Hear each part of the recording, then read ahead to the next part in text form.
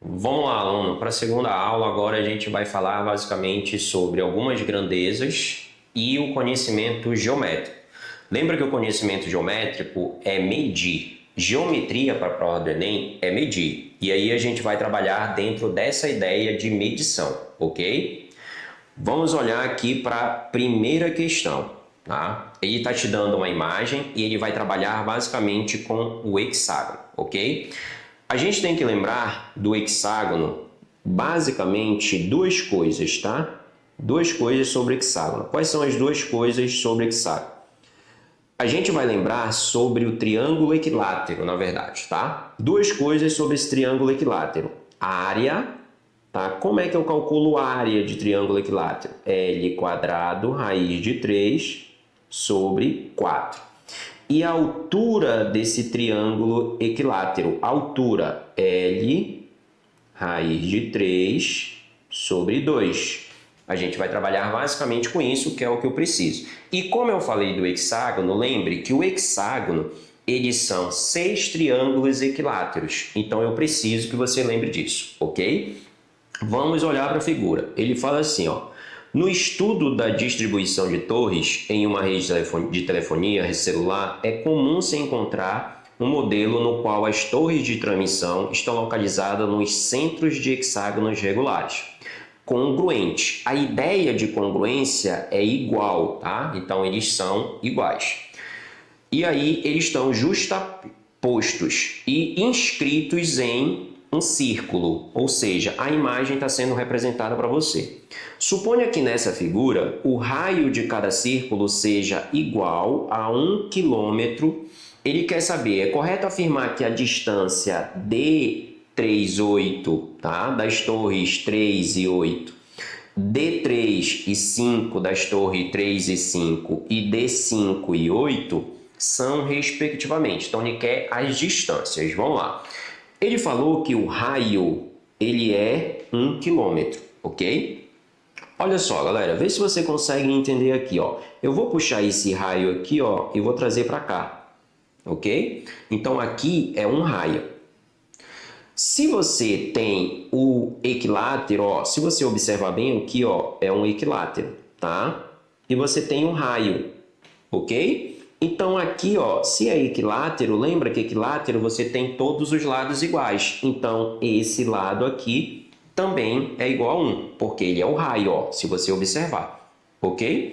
Então se você traçar mais um aqui, ó, você tem 1, 2, 3 raios, ok? Você tem basicamente, ó, 1, 2, 3. Então essa é a distância do D3, tá, para o D5. Então, essa é a distância do D3 para o D5, ok? Então, a distância D3 para o D5 é 3. Ok, a gente já pode olhar para as alternativas do 3 para o 5, ó, é o do meio. Do 3 para o 5, eu posso eliminar a letra C, tá? E eu posso eliminar a letra E, ok? Agora, nós vamos olhar para a distância 3 e 8. Ok? Só que a distância 3 e 8, se você observar, ó, eu vou traçar bem aqui, ó, uma reta, que é o triângulo, basicamente o lado, que é o raio. E se você observar aqui, eu tenho um triângulo equilátero. Então, essa distância aqui, ó, se você olhar para essa distância aqui, ó, ela é basicamente, tá? Deixa eu só fazer aqui, ela é a altura do triângulo equilátero. Ok? Ó, se você observar, eu vou fazer bem aqui, ó. Eu vou fazer bem aqui. Bem aqui, ó, essa distância é a altura do triângulo equilátero. Ok? Então, eu vou atrás dessa altura. Como é que eu calculo a altura? Eu já botei para você bem aqui, ó. L raiz de 3 sobre 2. Então, bora calcular essa altura aí que a gente tem. A altura vai ser o L, que é o lado. O lado, ele é o raio, tá, que ele me deu, de 1 quilômetro. Então, vai ficar raiz de 2, raiz de 3 sobre 2. Então, essa é a altura que a gente tem aqui considerando o lado, ok? Só que observa, você tem uma altura, você tem duas alturas, você tem três alturas e você tem 4 alturas, ok? Então, seria a raiz de 3 vezes o 4, ok? Só que aí você pode simplificar o 4 com o 2, isso vai ficar 2 raiz de 3. Então, a distância de 3 e 8 é 2 raiz de 3. Então, quem é que tem 2 raiz de 3? A letra D e a letra A. Então, eu fiquei entre duas alternativas, ok?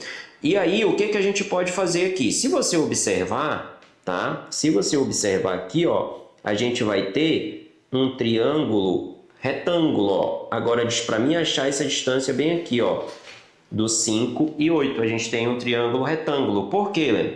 Se você observar bem aqui, ó, aqui é um triângulo equilátero, ok? Aqui é 60. E aqui é metade, que é a altura. Então, vai ser basicamente 90 graus. Essa medida que a gente tem aqui, ela é de 90 graus. Então, eu tenho um triângulo retângulo, onde eu vou atrás dessa hipotenusa aqui, onde a gente já tem aqui basicamente o 3 e o 8, tá? Eu tenho o 3 e o 8, que é 2 raiz de 3, e eu tenho o 3 e o 5, que é 3 a distância. Então, eu vou ter que aplicar Pitágoras nele, ok? Então, como é que fica Pitágoras? D ao quadrado vai ficar 3 ao quadrado dá 9, mais 2 ao quadrado e raiz de 3 ao quadrado vai ficar... lembra que vai ficar 4 e sai da raiz o 3, ok? Porque você está levando ao quadrado. Então, essa distância aí vai ficar 12. 12 mais 9 vai ficar 21. E aí você tem que aplicar para tirar essa potência a raiz quadrada de 21. Raiz quadrada de 21 é a distância que a gente tem na alternativa letra D de dado. Ok? Lembra de conhecimento geométrico. Triângulo equilátero sempre aparece na tua prova. Ok? Aí a gente vai para a alternativa para o item 2.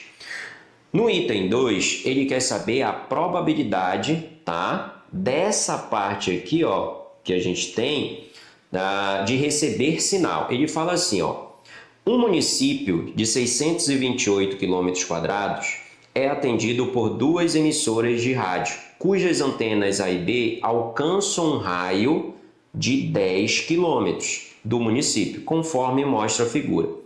Para orçar um contrato publicitário, uma agência precisa avaliar a probabilidade que um morador tem de, circulando livremente pelo município, encontrar-se na área de alcance de pelo menos uma das emissoras. Então, observa, para você receber sinal aqui, você tem que estar nessa área aqui das antenas, ó, ok? Se você observar, eu vou pegar isso aqui, ó. Lembra lá que a gente conversou sobre retas paralelas cortadas por uma transversal, tá? A gente tem retas paralelas cortadas por uma transversal. E essa transversal aqui que a gente tem, ó, basicamente é essa toda aqui, ó. Então, esse ângulo, ele vai ser igual a esse, ok? Então, eu posso trazer essa parte de baixo para cá, ó. Eu posso trazer ela para cá, ó. Ok? E o que é que a gente tem aqui, ó? A gente vai ter aqui, ó, um semicírculo, ok? A gente vai ter um semicírculo. Ou seja, tu vai ter que calcular a área desse círculo. Aí, a gente vai lembrar como é que calcula a área de círculo. Lembra? πr². Só que é metade de círculo, então a gente vai ter que dividir por 2, ok? Então, como é que calcula essa área? Bora lá. O π vai ser 3,14. O raio, ele é 10 multiplicado, tá, elevado ao quadrado. Então, essa área, ela vai ser basicamente, quando você fizer essa multiplicação, 314. Só que lembra, é metade, ok? Então, você vai ter que fazer dividido por 2, ok? Quando você dividir isso aí por 2, isso aí vai dar 157. Essa é a área que a gente tem para receber sinal das antenas, ok? Só que a área do município total é 628. Então, para você receber sinal, você tem que estar nessa área. E aí lembra de probabilidade, desejado pelo total. Então vai ficar 157 dividido por 628. Quando você fizer isso aí, você vai ter basicamente 25% a probabilidade de receber sinal, ok? Então, uma questão de geometria envolvendo probabilidade, ok? Vamos para a terceira. Observa só, ó. Ele fala sobre relações entre grandezas. Ele fala assim, ó, os veículos para transporte de passageiros em determinado município têm vida útil que varia entre 4 e 6 anos, dependendo do tipo de veículo. Nos gráficos está representado a desvalorização de 4 desses veículos ao longo dos anos, a partir de sua compra na fábrica. Ok? Então ele quer saber, ó, com base nos gráficos, o veículo que mais desvalorizou por ano. Então observa, ó, olha o primeiro veículo, a gente vai falar do primeiro. O primeiro, se a gente observar, ó, ele teve um decrescimento, tá? Diminuiu aqui, vê se você concorda comigo, 50. Então diminuiu 50. Só que passou quanto tempo? 5 anos. Passou 5 anos, ou seja, a cada ano teve uma desvalorização de 10, ok? Agora olha para o 2, o 2 de 60 para 10, então 50, mas passou quantos anos? 4 anos, ou seja, teve uma desvalorização, simplificando isso, de 12,5. Ou seja, a cada ano desvalorizou 12,5. Agora olha para o 3, 50, 14, tá? Então teve uma diminuição aqui, ó, de basicamente 36, ok?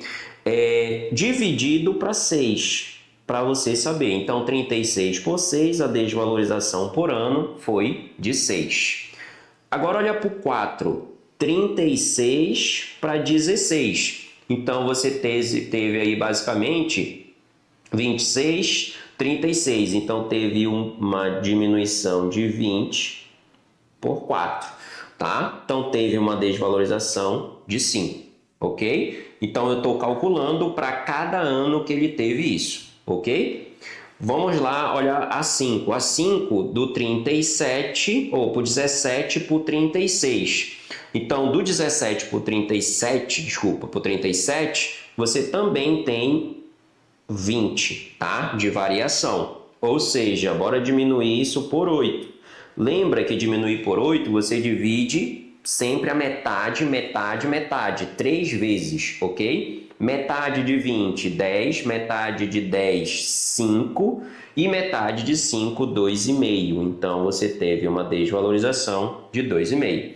Então, ele quer saber o que mais desvalorizou por ano, ou seja, gabarito, letra B de bola, ok? Então, uma questãozinha aí de grandezas que a gente tem, certo? Vamos lá para a quarta questão. É uma questão padrão Enem que trabalha capitalização composta, tá? Lembra só da fórmula de capitalização. Então, você vai ter o capital 1 mais o i elevado ao tempo, tá? Vamos lá. Ele quer saber o valor à vista, ó. Ele fala assim, ó. Uma pessoa se interessou em adquirir um produto anunciado em uma loja, negociou com o gerente e conseguiu comprá-la a uma taxa de juros compostos de 1% ao mês. O primeiro pagamento será 1 mês após a aquisição do produto e no valor de 202. O segundo terá um valor de 204. Então ele quer saber que ele vai emitir uma nota fiscal, tá? Com o valor do produto à vista, tá? Então ele quer saber o valor à vista em real que deverá constar na nota fiscal. Galera, como ele quebrou em duas situações, a gente vai calcular o primeiro valor. Presta atenção, ó.